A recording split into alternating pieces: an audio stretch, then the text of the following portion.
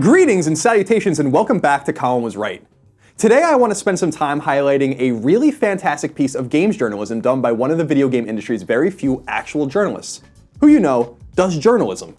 Then I want to jump off from his story to a separate yet related topic. Over at Kotaku, Jason Schreier, who is a primarily online buddy of mine in case you want to take my endorsement with a grain of salt, wrote a couple of really interesting articles with tons of the almighty gold dust of journalism, primary sources.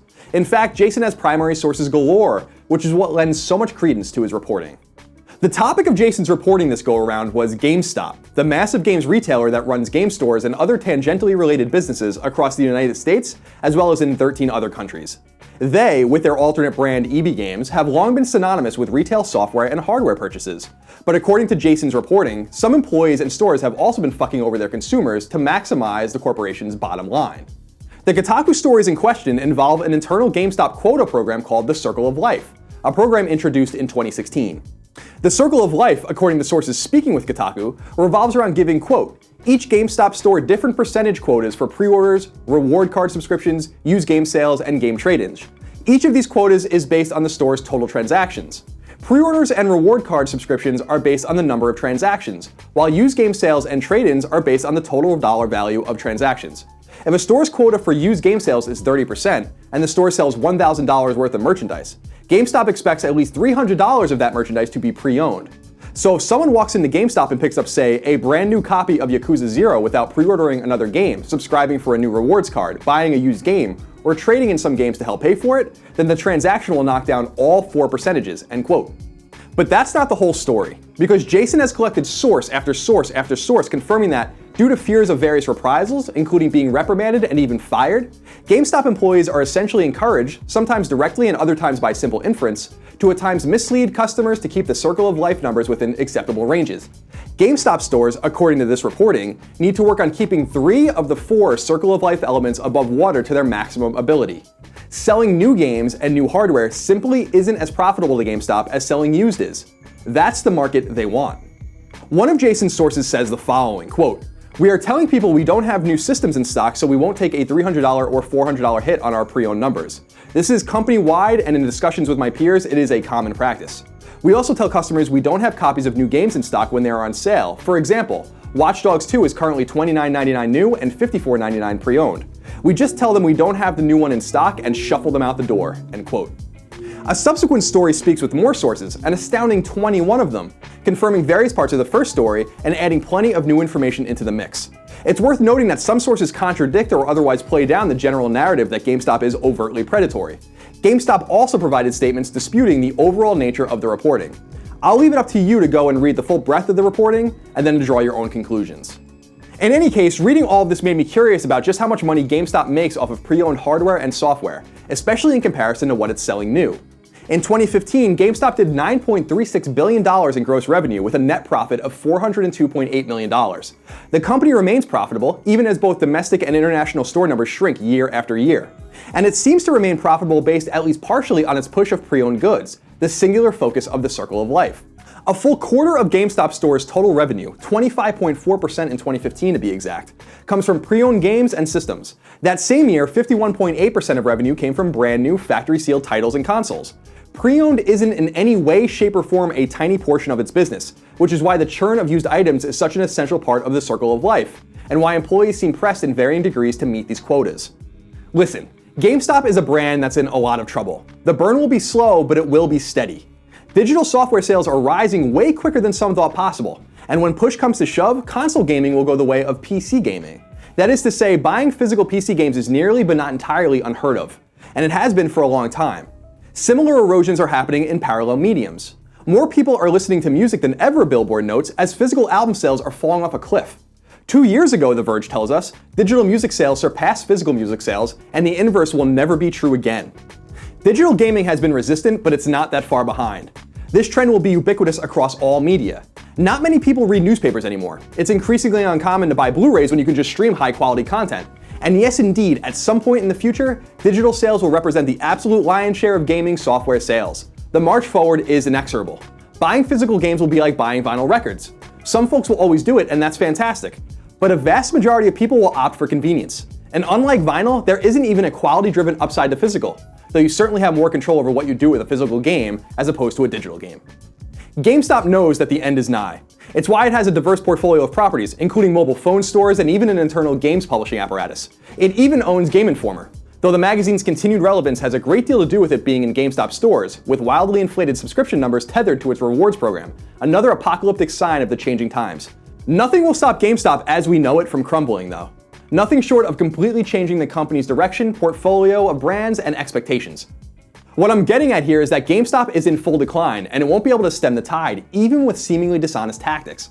CNBC reports that GameStop sales slid a disastrous 26.6% in a month-to-month comparison contrasting November of 2015 to November of 2016. Overall sales for GameStop in 2016 were down 16.4% compared to 2015.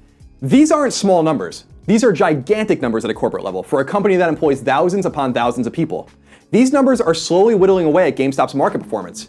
And now the company appears to be relying at least partially on predatory and dishonest business practices to halt the inevitable. If this disturbs you like it disturbs me, like endemic pre-ordering disturbs me, like shoveling money into the pockets of wildly brazen publishers for games sight unseen disturbs me, like the buy and consume at all cost nature of gaming disturbs me, like the marketing PR hype bullshit spin cycle disturbs me, then I simply want to make a case for why, if you're resistant to ubiquitous digital sales of gaming, you may want to take another look. Because at the very least, one of those aforementioned issues can be nipped in the bud right now. But I also want to highlight reasons why the digital revolution is being held at bay, and how certain issues are stopping the destruction of retail chains like GameStop for the time being.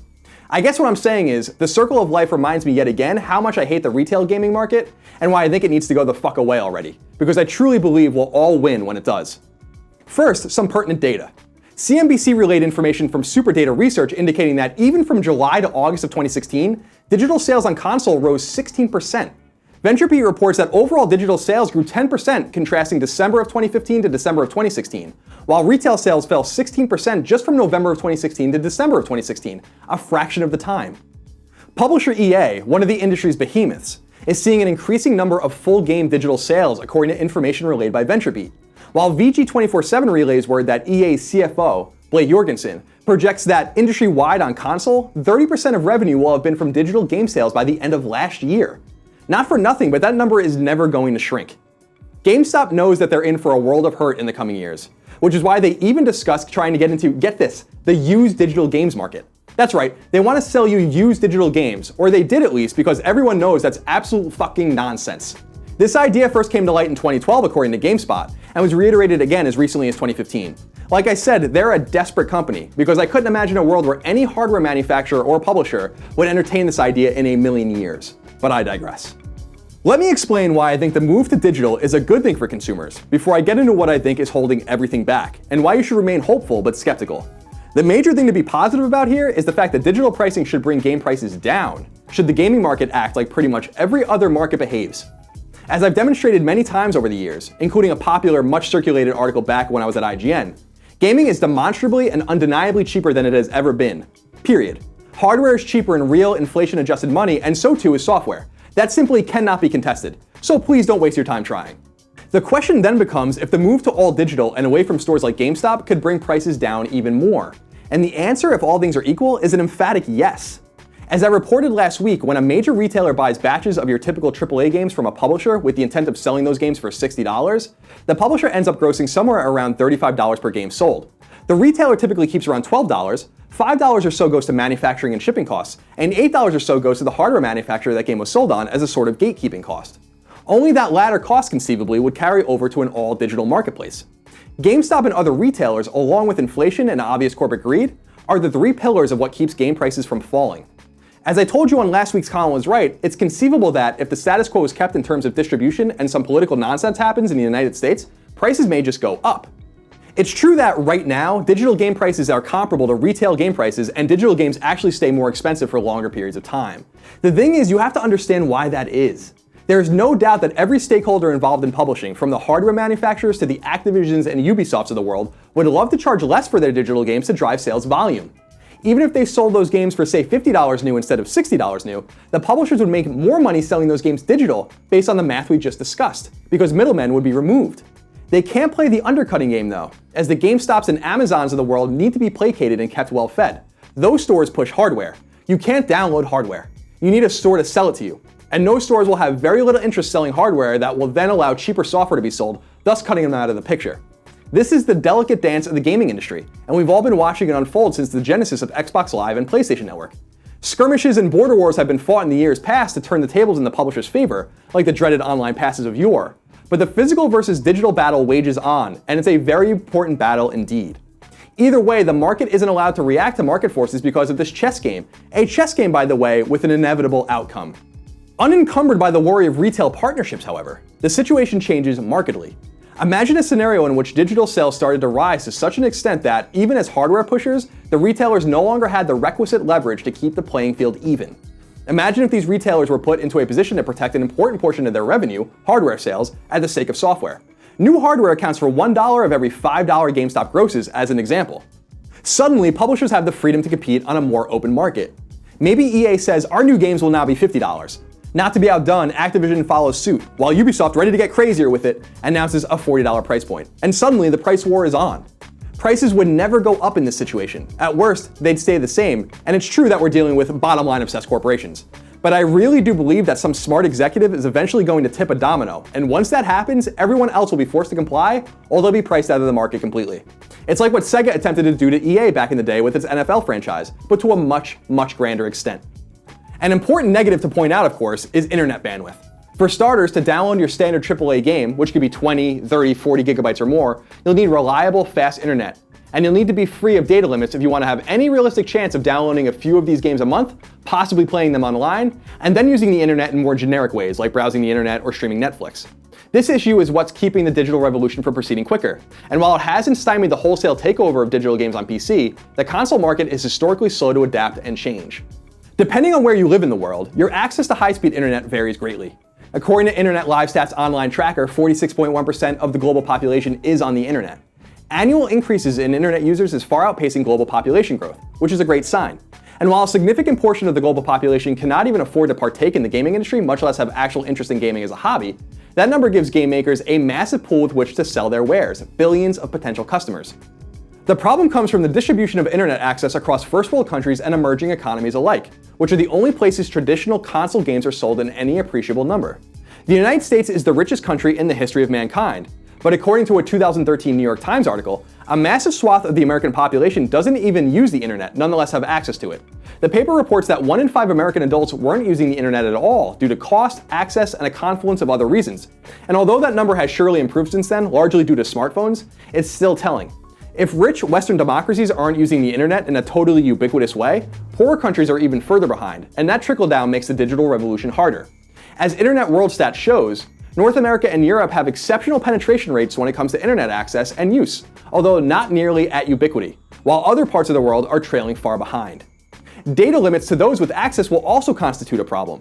Many people deal with this on their mobile phones, and the undisputed worst company of all time, Comcast, is also playing with data limits. The Verge, among many other outlets, have reported extensively on Comcast's new 1 terabyte per month data cap, instituted for most Comcast users as of November of 2016. This problem is seen around the world to varying degrees, and when you're downloading a game that takes up a 20th of that space in one fell swoop, it's something you have to be mindful of when you're talking about my beloved digital revolution. Still, the writing's on the wall. It's just a matter of when we get there. I fully appreciate that there are plenty of folks who will resist, not only because of what I've discussed, but because they like their physical games. I totally respect that. All I ask of you, my open-minded, free-thinking audience, is to consider the upside as well.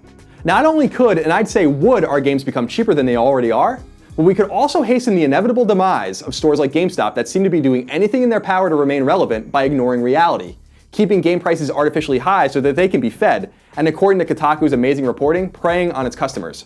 The circle of life, as GameStop is going to find out, concludes with death. Digital games will constitute every single nail in its coffin. Question is, will you hold the hammer? This is all just some food for thought. Digest it and let me know what you think in the comments. In the meantime, thank you for your continued support of Colin Was Right, and have a great rest of your day.